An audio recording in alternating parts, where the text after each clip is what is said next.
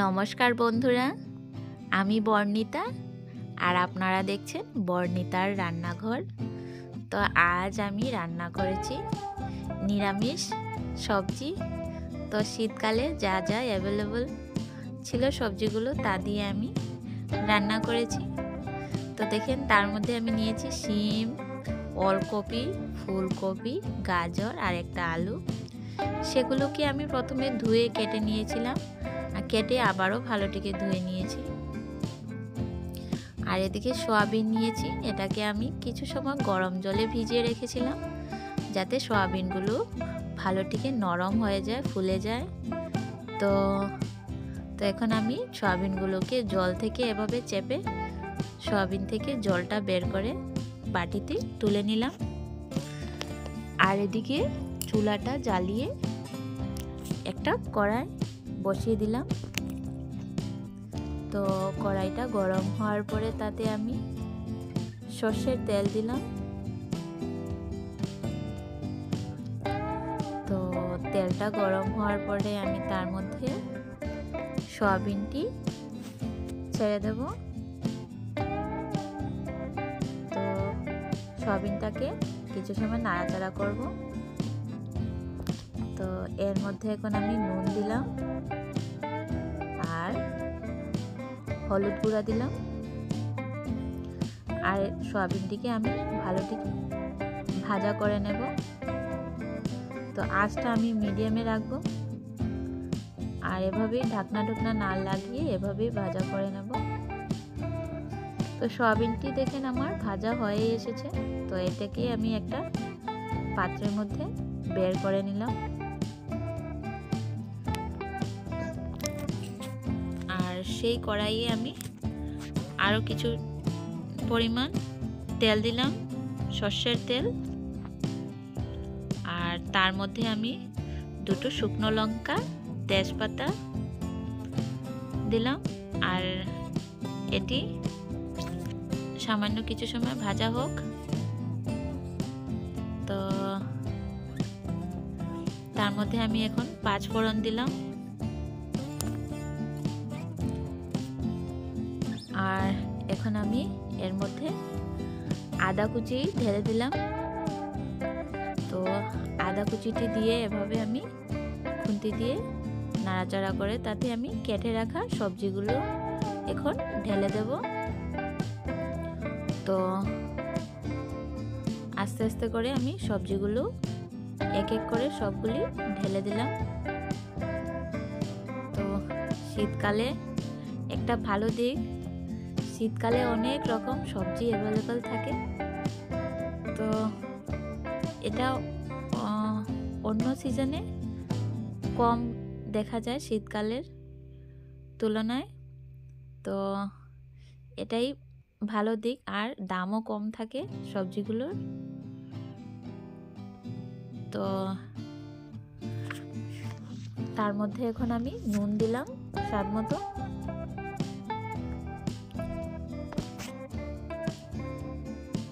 এগুলোকে আমি ভালোটিকে এখন নাড়াচাড়া করে নিলাম।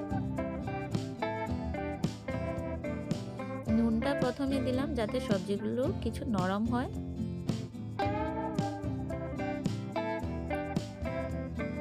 আর এখন এভাবে নাড়াচাড়া করে তার মধ্যে এখন আমি হলুদ গুঁড়া দিলাম,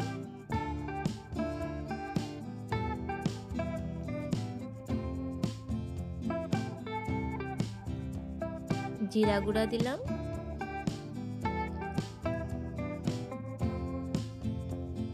ধনিয়া গুঁড়া আর কাশ্মীরি লঙ্কা দিলাম।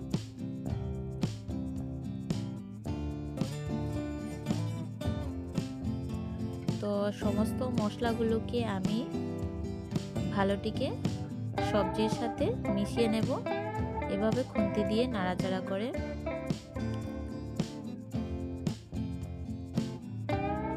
আর এই সবজিটি গরম ভাত, রুটি, পরোটা, পুরি সব কিছুর সাথেই মানায়, খুব ভালো লাগবে খেতে। তো এটিকে ভালোটিকে নাড়াচাড়া করে আমি কিছু সময়ের জন্য ঢাকনা ঢেকে রেখে দেব, সামান্য কিছু সময়ের জন্য। তো সামান্য কিছু সময় পরে ঢাকনাটা খুলে আবারও আমি সবজিগুলোকে নাড়াচাড়া করে নেব। তো তার মধ্যে এখন আমি সামান্য গরম জল দেব, সামান্য দেব, যাতে মশলাগুলো ভালোটিকে সবজির মধ্যে ঢুকে যায় আর ভালোটিকে ভাজা হয়ে যায়।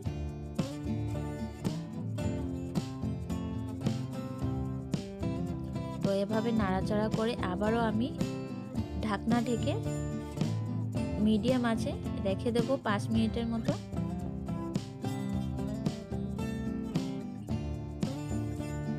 তো 5 মিনিট পরে আমি ঢাকনাটা সরিয়ে আবারও নাড়াচাড়া করে নিলাম সবজিগুলো।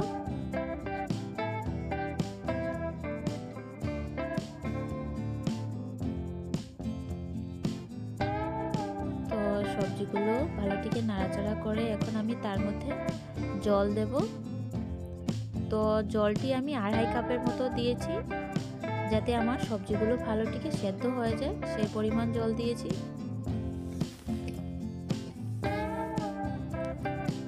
আর এভাবে ভালোটিকে নাড়াচাড়া করে তার মধ্যে এখন আমি ভেজে রাখা সয়াবিনটি ঢেলে দেব।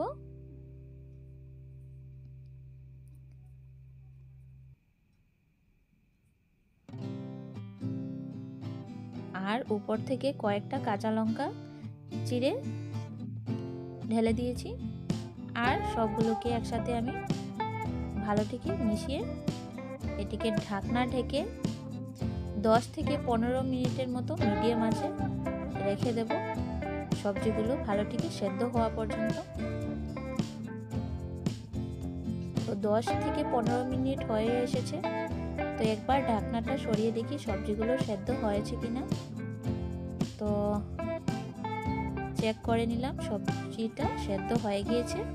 তো এভাবে খুন্তি দিয়ে আরও কিছু সবজিগুলোকে আমি এভাবে ভেঙে দিলাম।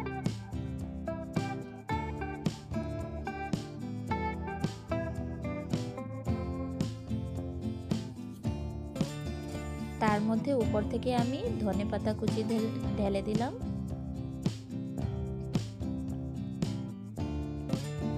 আর সবগুলোকে ভালোটিকে নাড়াচাড়া করে ঢাকনা ঢেকে আবারও 2 মিনিটের মতো রেখে দেব। তো 2 মিনিট পরে আমি ঢাকনাটা সরিয়ে ভালোটিকে নাড়াচাড়া করে এখন আমার সবজিটি রেডি হয়ে গিয়েছে। তো এটিকে আমি একটা পাত্রের মধ্যে বের করে নিলাম। তো রেডি আমার শীতকালীন সবজি সয়াবিন দিয়ে। তো আমার ভিডিওটি লাস্ট পর্যন্ত দেখার জন্য ধন্যবাদ।